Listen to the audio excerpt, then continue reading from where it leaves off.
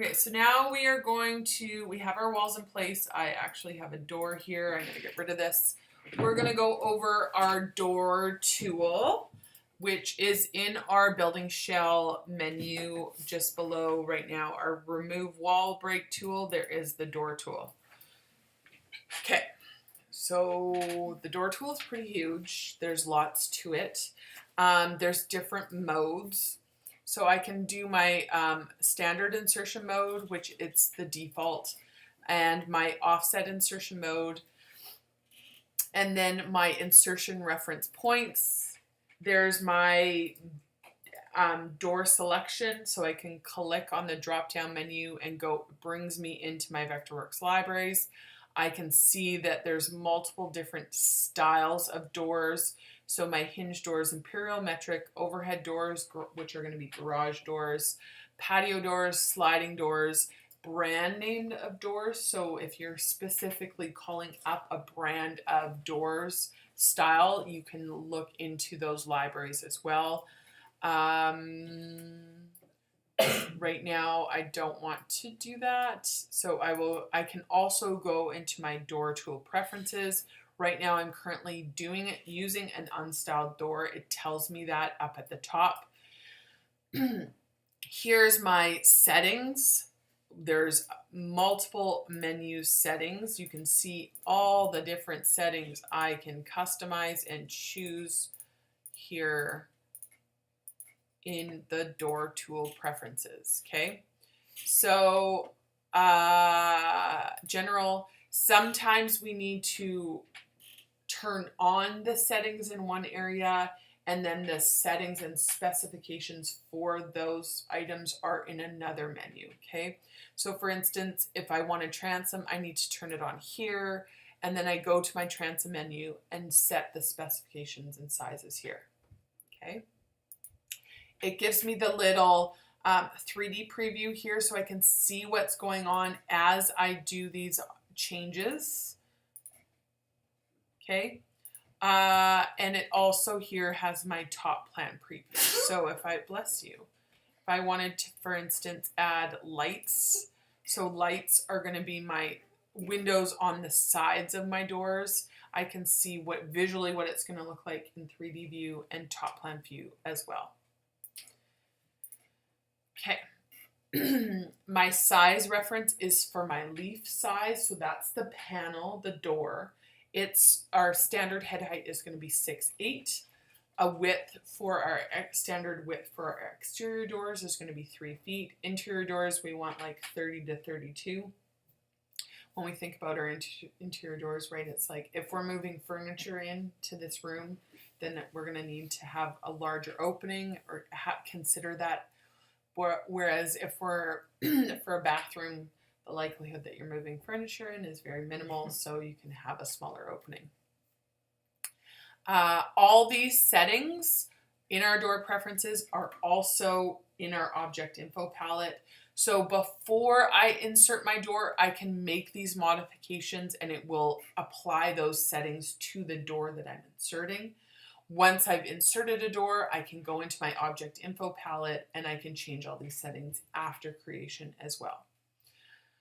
Right now, I'm just going to leave it unstyled. We will play with this more. We'll focus on inserting them right now. Okay. Standard insertion mode, I'm going to, as I hover over a wall, I'm going to place that door in that wall. So I'm going to click, it's highlighted. Clicking sets the position in the wall. The first click sets the position in the wall. The second click sets the swing. So in swing, out swing, left or right for either of them. I can change, when I'm doing my standard insertion mode, it really doesn't matter. The door is placed in that location and the swing just changes. So I will just place my door like this and click inside. I can easily change, like I said, all these settings, especially as it's an unstyled door in my object info palette. It says door and wall. I want to make sure it says door and wall. If I don't actually insert my door in my wall. It just tells me I have a door. There is the wall insertion mode that is enabled here. I can also disable it so that I could see now if I hover over my wall, it's not red. And my door icon of my cursor doesn't change orientation, right? I do want that, so I'm going to press the I key and that turns that back on. Okay, everybody's good with standard insertion mode?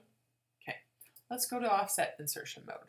So offset insertion mode is the second mode in this first mode menu group. So I'm going to press U key to change that setting. Now, look at my cursor. There's no door, right? Because that first point that we click, is our point of reference. So for instance, if we want our door 6 inches from our inside of our wall, then I want to use that corner point as a reference. So my first click is my point of reference.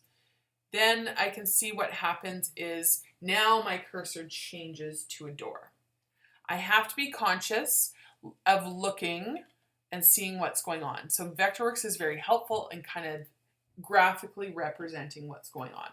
So now this length, which is in this data field, my length, is from the point of reference to my insertion point. And right now, my insertion point is a custom insertion point. I can see right there. And it looks roughly about the center of the door. I don't want to measure to the center of the door. I could do the math and go, okay, it's a whatever size door, and I want to, but I don't need to do that. I want to make sure that I'm measuring 6 inches from the point of reference, the inside corner of the wall, to the, depending which space, to the outside edge of my door. So I'm going to toggle my insertion reference point and press the O key, and I can see what happens is it changes. And this is exactly where that insertion point I want to be, and I want this to be 6 inches. Now, being very careful, if I just, now it says 90 degrees, if this angle's a little bit off, we might not get that, here, I'll even make it incorrect. So I'm going to do this at 88 degrees and hit enter and hit enter. And look at how it's skewed that door, okay? So I'm just going to hit enter. And what's going to happen is it's going to take its time. Okay, so the first click is the reference point. The center click locates the door. And then the third click determines the swing. Now what happens is look at now as I change my swing, okay?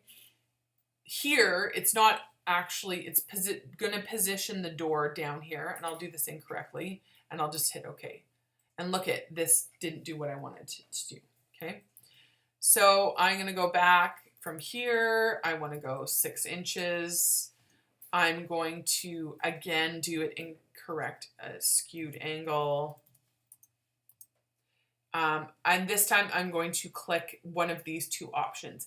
It might not be one of the how we want our door to swing, but right now what's most important is the object placement position, okay? So I will sacrifice at this point the swing, the in-swing, however, the orientation, to place it correctly, and then I can go into my object info palette if I need to flip it after the fact. Okay, so I'm going to place this. Now, remember, I did that angle not exactly vertical. I did 88 degrees. And see what happens? It gives me an offset of 5.96.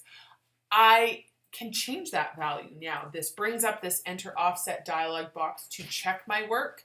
And I can say that's not actually the exact measurement I wanted. I want it to be 6 inches and hit OK. And then it's going to be that 6 inches. So let's just from here to here is 6 inches, and I can check after the fact. Now, as I was saying, when we do that offset insertion mode, sometimes we have to sacrifice the position. So I might want it to flip actually that way. Remember, I couldn't have that orientation. It flipped it down here, and I don't want that. Okay. Any questions? Let's give that a try, making sure what we have to make sure is that we're specifying the correct length. We're either holding shift and constraining the angle or typing in an angle of 90 degrees or a 0 or 180. And then when we're placing it, our second click, we're ensuring the correct position. And if we need to then modify the flip, we can do the flip after creation in the object info palette.